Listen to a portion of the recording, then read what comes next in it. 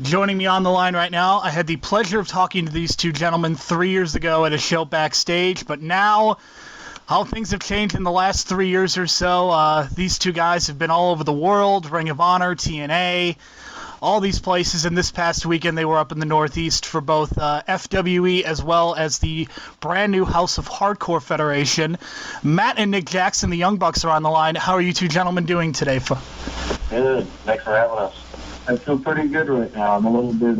we're both jet lagged, actually. Yeah, we're a bit jet lagged, but we feel good. It's sunny, it's warm, it's not cold as it was out in New York City this morning, but I feel pretty good.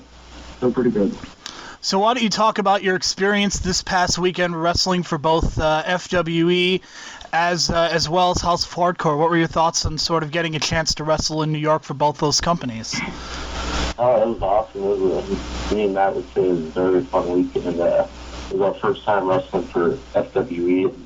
It was a great promotion. We would love to come back because the fans were awesome. And, of course, House of Hardcore was amazing. And I hope this is the start of a new big thing because the wrestling world and the indie scene really does need it. I agree. I think that we need something cool again, you know, and it's really hard nowadays for wrestling shows to have any type of buzz because everything's been done, everybody's seen everything, and I think Tommy really did a good job with creating that coolness factor, you know. All the boys this weekend were talking about House of Hardcore, and everybody wanted to be on the House of Hardcore show, and there's wrestlers there that weren't even on the show. They just wanted to be a part of this thing, and it was hip, you know. And FWE was a blast. You know, it had that family atmosphere that a lot of the indie companies don't have. In that way, it reminded me of a lot of Chikara, which we really like because we're wholesome and we're family men, and we love wrestling for promotions like that. So this weekend was just a blast, and the fans came in for both shows. Big crowd both nights. It was one of my favorite weekends. I stack it right against our trios with me. We had a few weekends ago, which I said was probably my favorite weekend of all time. So it's been a really good couple of weeks for us, I have to say.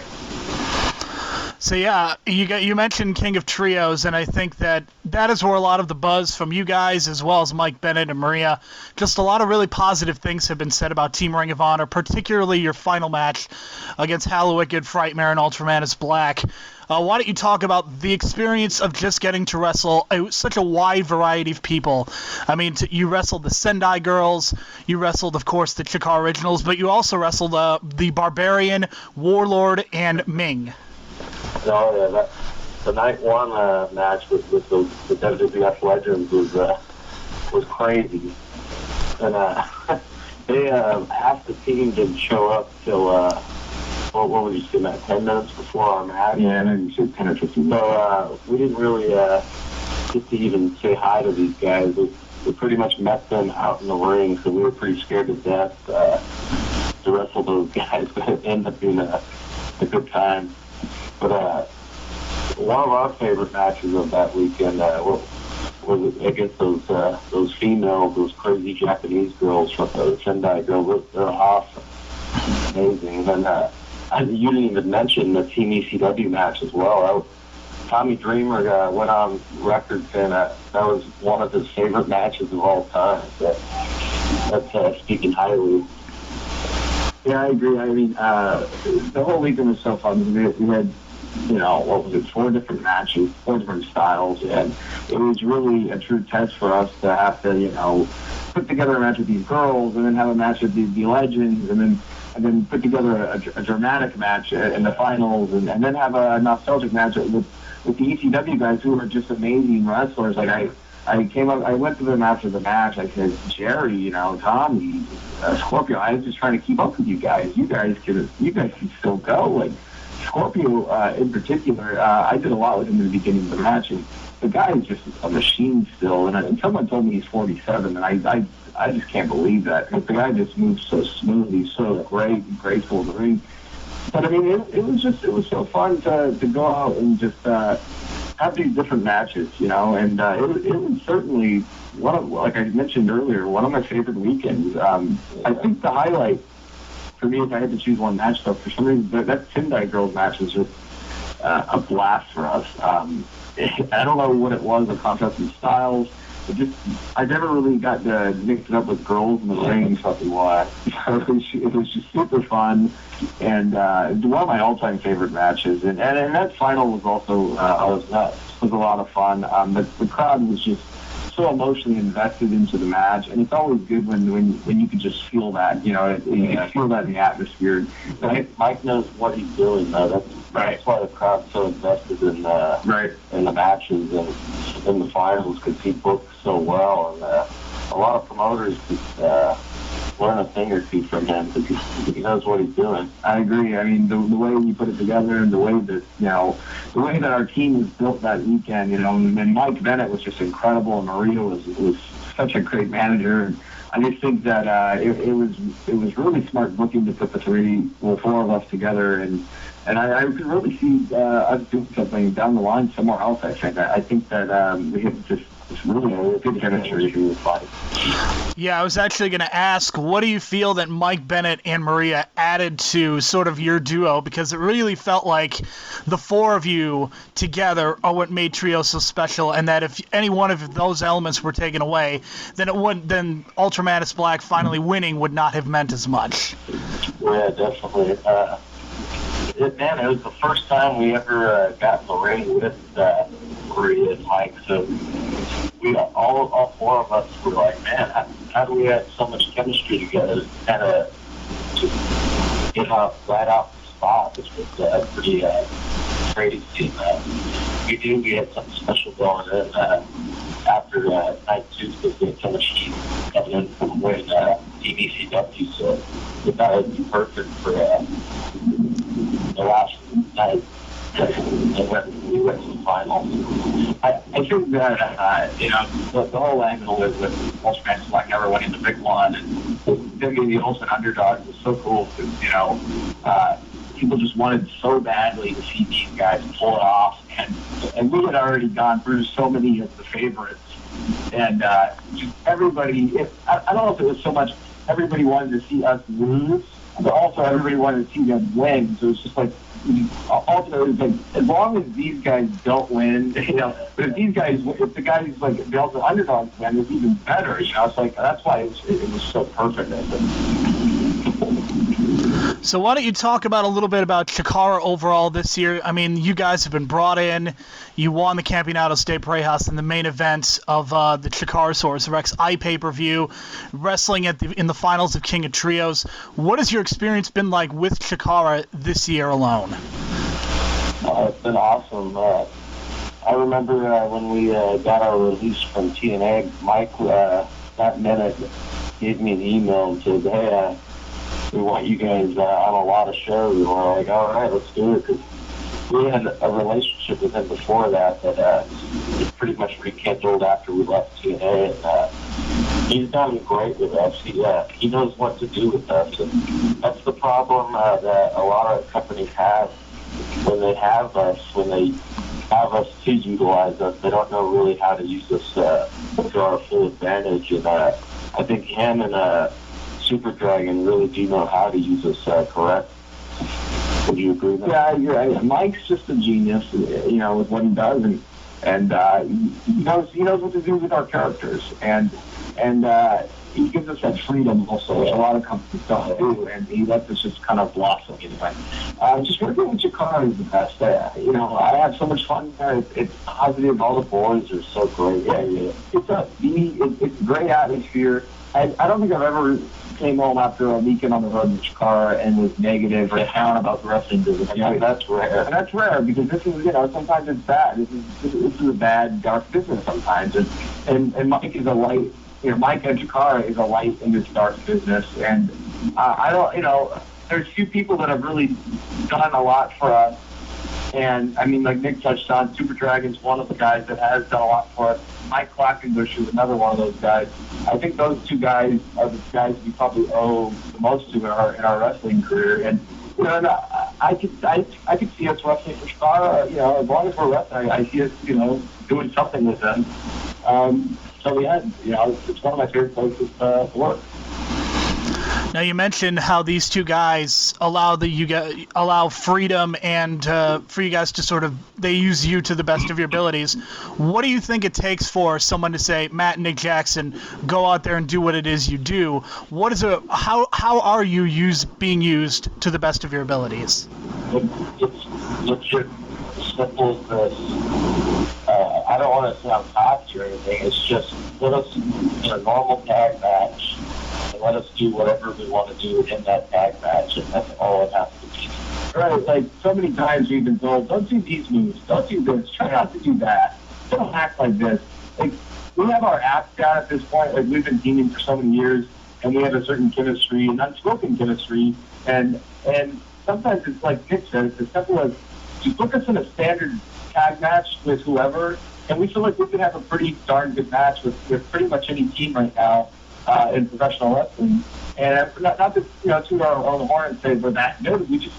That's our act, and we're good at our act, and we feel pretty confident in what we do. And as far as if someone was to say, well, what do you want to do in a big type of angle? I don't know. That's a little bit different than just a wrestling match. But sometimes angles write themselves. You know what I mean? Like with Super Dragon, Nick and I had our fingerprints all over this Rick Knox thing, and we pretty much wrote the thing show from show to show, and it kind of just wrote itself. And there's one of those things where Super Dragon said, you know what?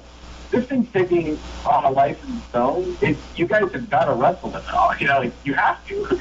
And the fans demanded it. And it's kind of one of those things, like, I think sometimes angles should be brought on organically.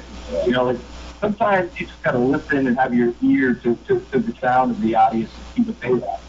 And a guy like Dragon is smart with that. You listen to his audience. And Quackenbush is much the same. He listens. You see, if he sees it or hears it one certain way, then he'll look at it that way. And sometimes too many promotions just try to be rebellious and say, well, we're smarter than the fans, and this is the way it should be. And they're stubborn that way, and they do things that the fans don't want necessarily to be. And, sometimes it's just be simple. Keep it simple. You know what I mean? And if you put us in a tag match, we will deliver at least a decent tag match, because that's what we do, and this is what we study, and we're tag team wrestlers. Now, you guys mentioned your act, sort of, but I've noticed one of the things that also I think has really helped you guys is that you're always adding to it. I mean, a Young Bucks match from 2009 is very different from a match in 2012. So what are you guys doing to sort of, you have your act, but then you're adding to it? What are some of the things that you're studying, and what are the things that you're doing?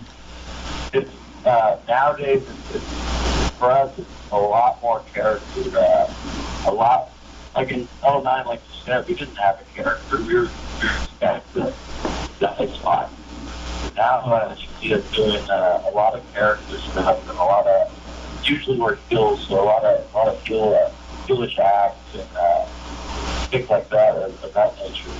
Yeah, I think that we always try to go the different route. Like, we're constantly watching every show we're on and seeing what Dan or what everybody's doing, and we always try to differentiate ourselves from the pack. Like, a lot of the guys love to use a million false finishes, so Nick and I have tried to structure our matches where we don't have a lot of that.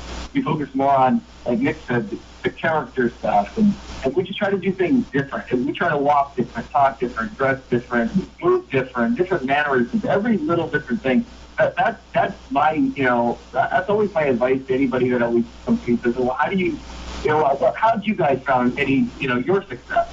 And I always answer, just try to be different, So we look at ourselves from '09 and we say, well, we gotta change. We always gotta, So as we get older and older too, another big important thing is we just gotta preserve our body.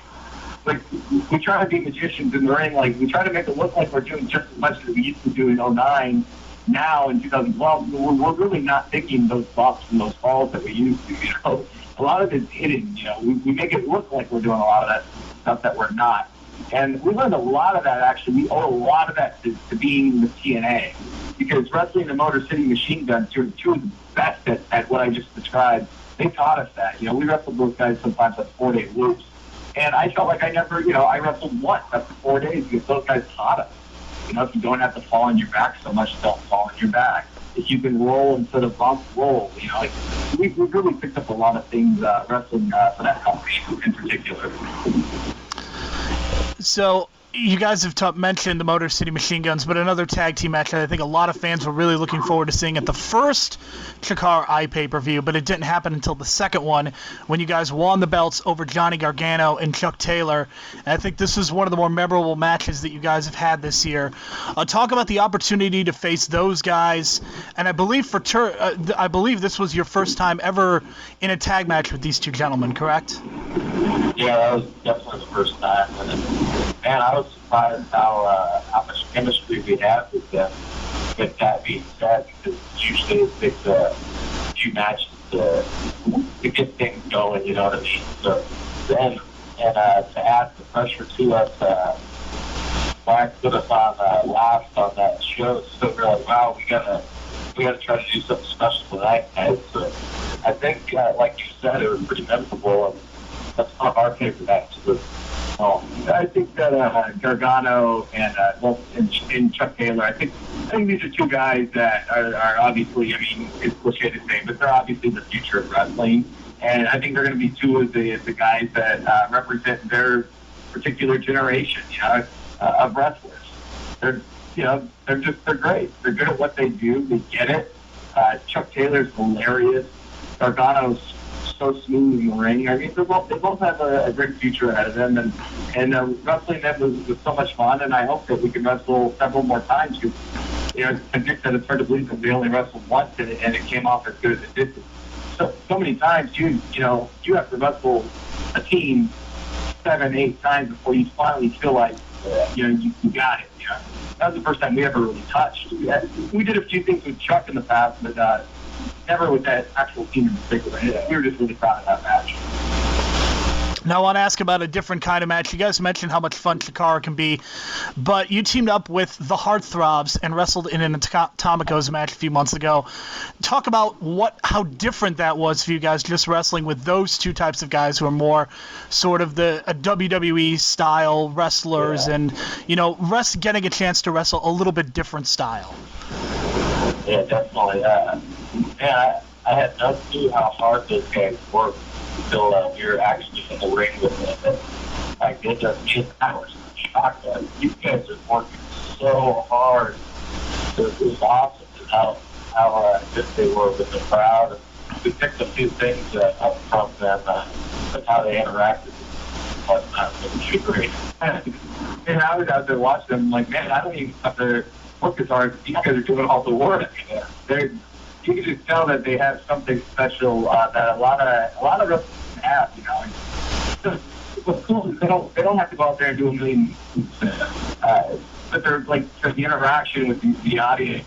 They're so engaging, and they're just great characters, and just funky and funny, and I think the crowd really dug them. At first, I don't think the crowd really knew what to expect, but as we moved on and on and on throughout the match, I think the fans they really bought it, and guys think they liked it. And I hope that they get used more, not just in Chikara, but just I'd like to see them pop up in more of the promotions that we wrestle for. They're really good. Interesting. So I guess I want to sort of transition into discussing PWG, because I had a chance to attend my very first PWG show finally earlier this year, and it was quite the experience. And I guess I'm wondering, back in 2009, the crowd sort of turned on you. Would you say that is sort of the best thing that ever happened to your career, because you could transition from these babyface Hardy Boy ripoffs to sort of establishing your own characters? Yeah, probably was. Yeah, I mean, that really set the tone for the rest of our careers. I think we've been heel ever since, and we haven't looked back. And that really, really set the standard for our characters. And I think it's almost as simple as saying everybody else has kind of copycatted off what they've done with us, and which is fine, because look, if it works, it works. Why change it?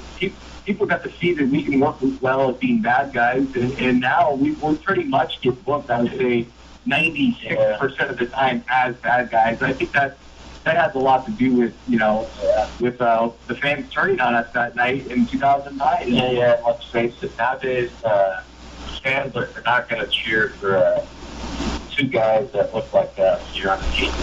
It's not how it was. So I think it's a natural turn. And I think it's better, like you said, for our career. I don't think I saw the big picture at first. Yeah, exactly. When they were turning on us, it felt like almost betrayed because we've been working so hard for that company, and for these people to do that to me, it almost broke my heart. I have to say, like, because we just PWG, it's like our first love, and it felt like, well, how can you do this to us?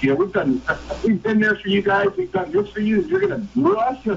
So a lot of that, I think, transitioned it from real life feelings. Yeah. Like the way that we came out with that new swagger, and a lot of it came off so well because it was real. Like we were really upset at first, and then as we saw, and we realized, what, this is professional wrestling. It happens. It happens to Cena. It happens with guys. And when we embraced it and we went with it, then we realized, wait a minute, this is good. This is gold that we've got, and we just, like I said, we have not looked back ever since. So I guess as far as your PWG run, you've had some, too many to name, almost incredible matches in PWG, main eventing shows, interactions with so many guys like Steen and Generico and Super Dragon. But I really want to talk about the Super Dragon match because I think as much as independent wrestling is sort of fractured now, I remember when Fear was taking place, that felt like an event. That felt like something that people wanted to see, and people were going out of their way to read results. So what were your thoughts on that match, getting to wrestle Kevin Steen and Super Dragon? Oh, man. When we were first approached about doing that match, me and Matt were pretty scared, actually, because of how Super Dragon's reputation is. Like, everyone in the world talks about how scared they would be to wrestle Super Dragon, how crazy he could be in the ring, how stiff, for lack of better terms, that he could be in the ring and whatnot. So we were like, oh man, hopefully he's going to die wrestling him, you know what I mean? Kevin's a hard hitter as well. So to mix both of them up, oh man, this is going to be the toughest match we've ever had. Yeah, certain times you almost mark out for things, and you try not to, like, that, okay, once we get out there with these two animals, like, it's okay back here, but once we get out there, is it going to be okay still? And sometimes, the market means going, well, these guys might kill me out here, So a lot of that chaos and anarchy, that was real, because that was me and Nick fighting for our lives, and we didn't know what to expect. We didn't know this was going to come out here and try to kill us. And he did. Like, at the moment with the bell rang, I think Super Dragon threw a chair at Nick, almost broke his jaw. It's like, right away it was a fight. Yeah, I couldn't eat for about 3 weeks. I couldn't open my jaw. Right. First thing he did was throw a chair right at my face. Like, I think that was probably, in terms of wrestling matches, that felt like more like a fight to me, like a big street fight. It was just chaos. It wasn't pretty. Like, a lot of our matches seemed to be like a well-planned stunt show. This one was just more like a chaotic street fight. And, Nick mentioned before, just the buzz surrounding this match. Like, I remember traveling all over the world. Like, I think we went to Germany and England, and we just every show we go to, the first thing fans said to us, "Are you ready for Super Dragon?" And we said, "Man, you guys know about Super Dragon?" Of course. And that just kind of, it even almost hyped it up to us even more. It was everywhere. We were in Chicago for Ring of Honor. The crowd's chanting Super Dragon at us. Right. And the guy, it's just like, it's almost like it's just this reputation that he has. Everybody, even wrestlers, it's not just fans, wrestlers came up with it. Are you guys ready for Super Dragon? Like I've never heard so much talk about a match. So it was just so much fun to be a part of the hype. And I knew about this, I have to say, 9 months before it happened. So for 9 months, I'm just thinking, oh my God, it's coming. Like, every month that was like, oh my God, we're closer to Super Dragon. And, it ended up being so much fun.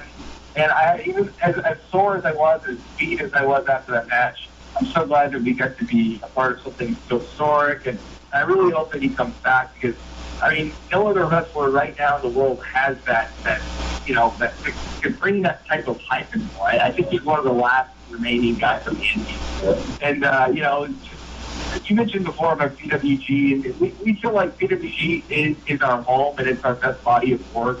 If anybody ever says, well, hey, I've never heard of you guys, where can I see your work? We always point them at PWG because that is 100% our best stuff. And then, I think Carl, but he's our home and always will be. And if I ever have a retirement match, which I probably never will because I'm a professional wrestler, the retirement match would happen in Reseda, and that little dump was built. Incredible. So I also want to talk about the opportunity, because you've attained such a status in PWG. I think, the Super Smash Brothers feud this year and sort of wrestling them the number of times you have, I think it was made all the more significant that these two guys were able to get over just beating you guys. So what are your thoughts on getting a chance to wrestle those guys on the number of times that you have this year in PWG? Oh, those guys are awesome. I was surprised it took so long for them to get brought out to PWG. Matter of fact, that three-way ladder match we had with them and Kyle O'Reilly and Adam Cole, that happens to be, I would say, my favorite match we've ever had. And that's pretty high because we've had some crazy ones there.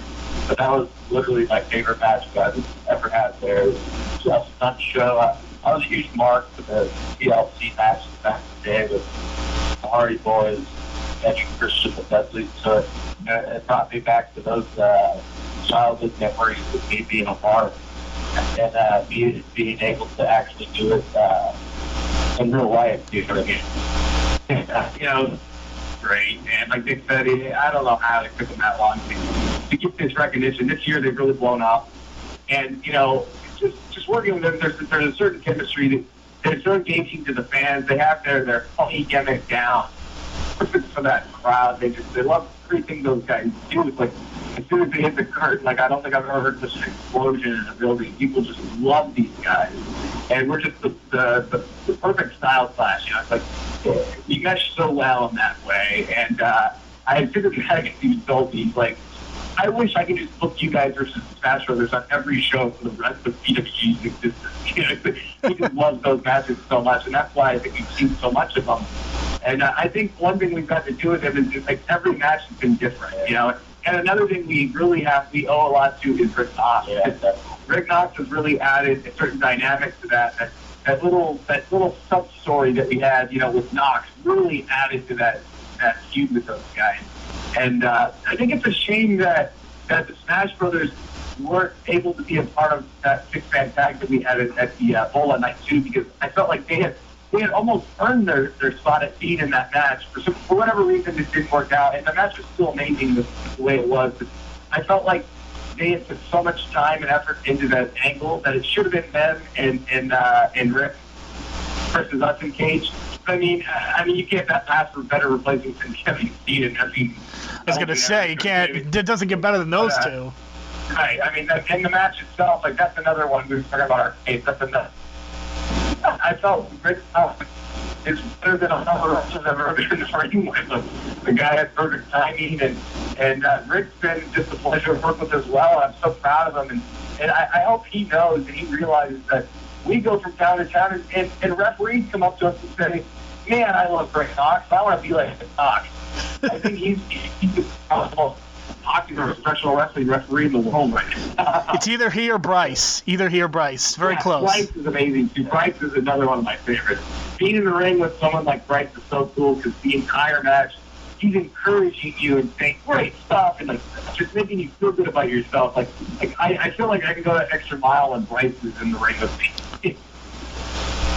So, in addition to some of your PWG work, of course, I think we have to talk about Ring of Honor and just that situation. So you guys, both of you, you're officially free agents, correct? Yeah, that's correct.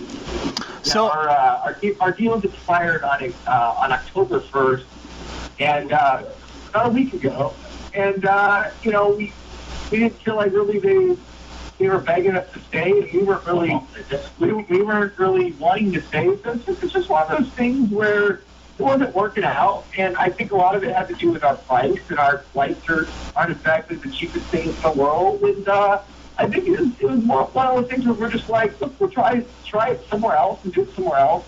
At this point, Ring of Honor isn't running as often as we'd like anyway. There's no money there. Right. So That's all. So we just don't feel like we really want to obligate ourselves to signing and being exclusive to somewhere that only runs one, 2 times a month.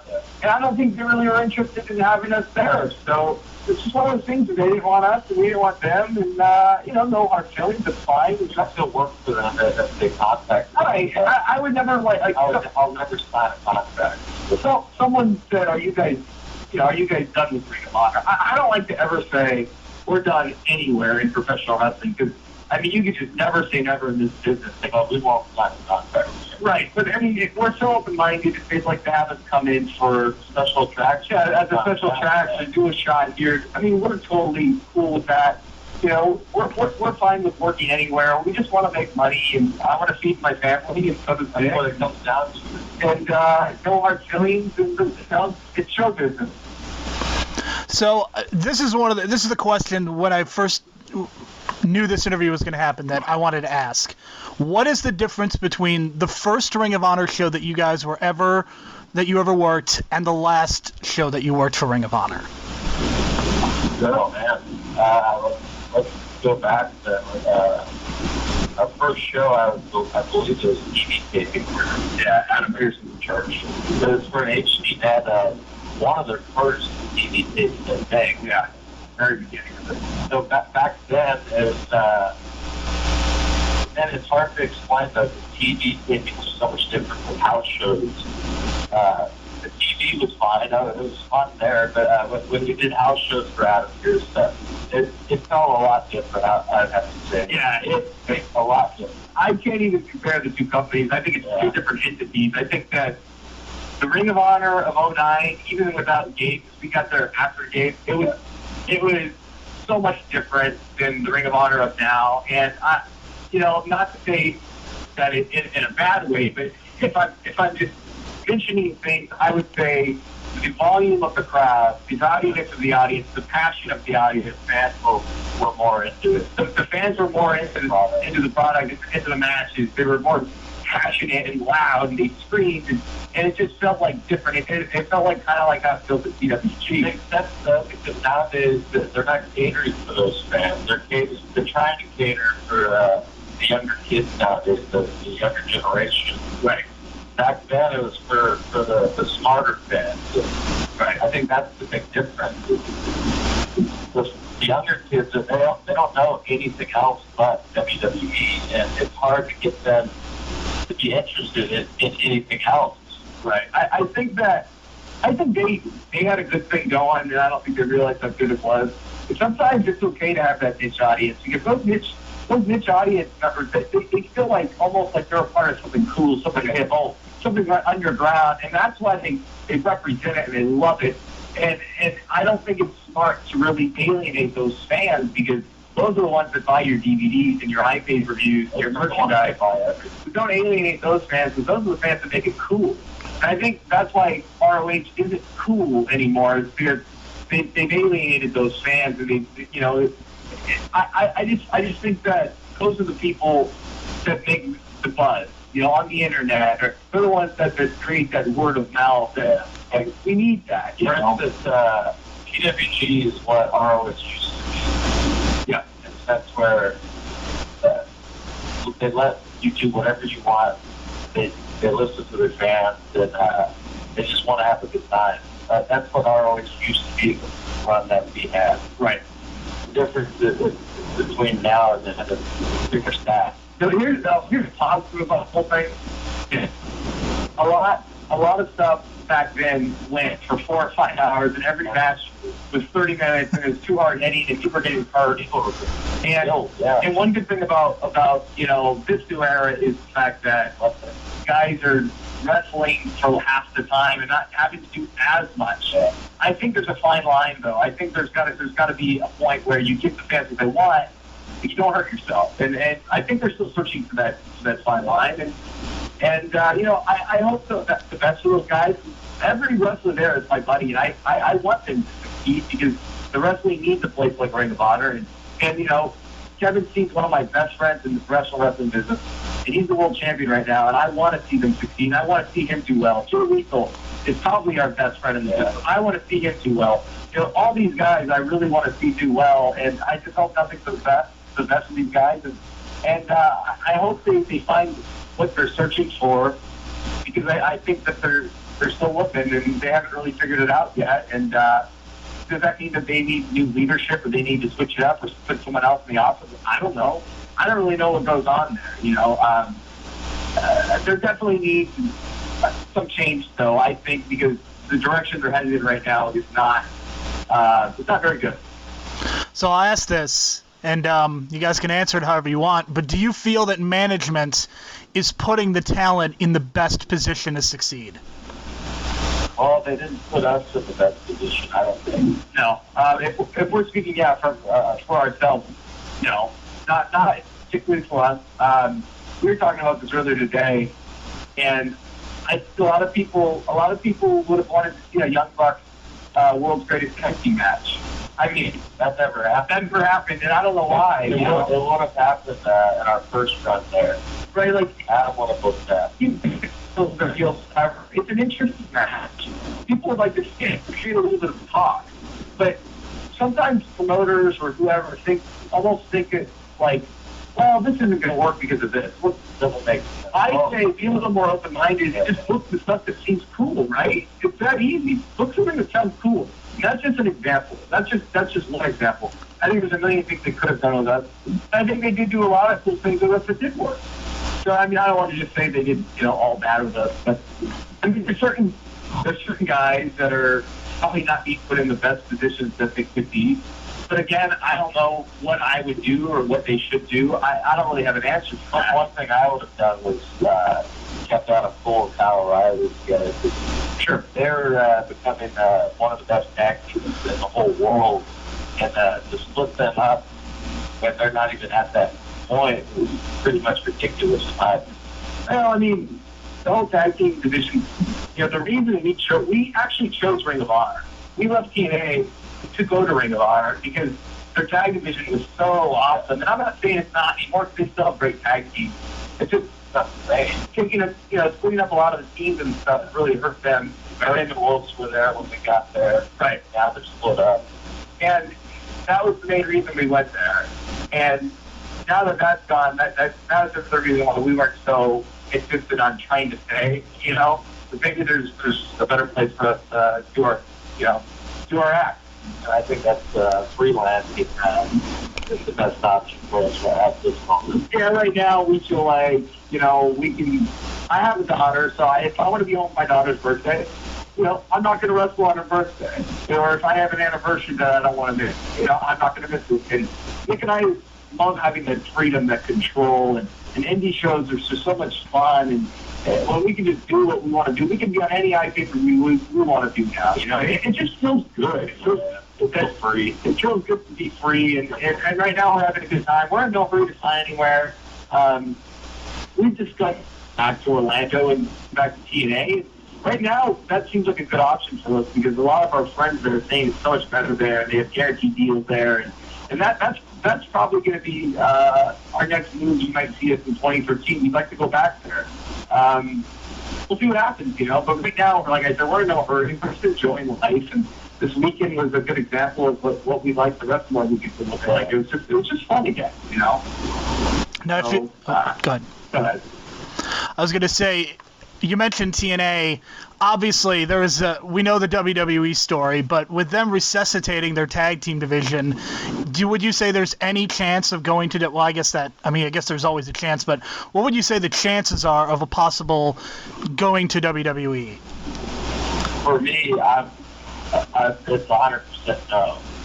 But for Matt, he has that he would like to one day. But for me, I do not want to.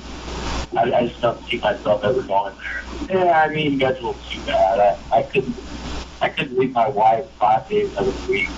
I really struggle with this, every day. It's like, do I want to go there? Do I not? Can I handle it? I don't know, man. I just feel like it was always my dream as a kid. It was always my dream to go there. That's the place you go to.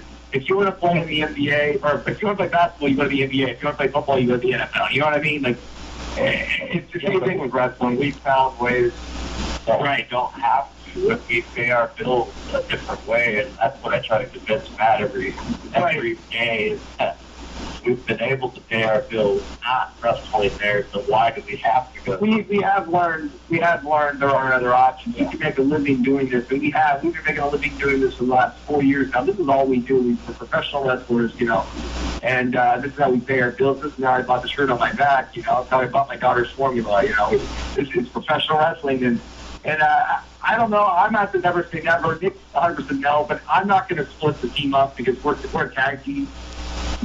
I wouldn't be able to survive on the road. But one day, if the schedule does change one day and there's off seasons or something like that to help the boys out or something, that would definitely be an option to go to. But for now, there's no way I'm going on the road 4 to 5 days a week. The other thing is the fact that you got to move to Florida and you got to take bus for 8 hours a day or whatever. I can't fall back like that anymore. I'm young as in young bucks, but I'm getting, I'm 27 now, and I'm at the point now where if I take. So as we wrap this interview up, guys, I just want to thank you both once again for joining me and taking time out of your busy schedules. But before we go, why don't you go ahead and plug your Twitters, your Facebooks, your websites, and any upcoming shows. The floor is yours. Absolutely. Go to our website, buy a t-shirt. I always tweet this. It's like, you're literally buying my daughter's diapers. You are. You're helping me out. You're helping Nick out. Go to theyoungbucks.net. Go to the merch page. Check out something. Buy an 8x10 or something. You can follow me on Twitter at MattJackson13. Go ahead and plug yours next. Mine's at NickJacksonYT. And you can like us on Facebook. It's just Facebook.com/forward/, try that again, The Young Bucks.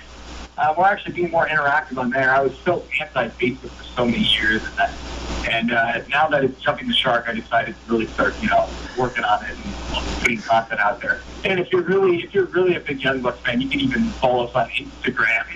I don't know if anybody's ever plugged their Instagram already. No, they haven't. You're the first.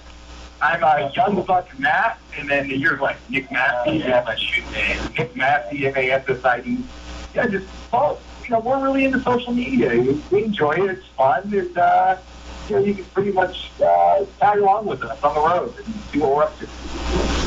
Well, guys, it's future events. You want to do future events? Future events. I mean, pretty much, if there's a Chicago show, we're probably going to be on. We've got a ton of local shows coming up, but I don't know if anyone even goes to California shows. Well, there's a good company out here called Insane Wrestling League that runs out of Chino, and they do live pay-per-view for like $5 out next week. And they have a really cool little place.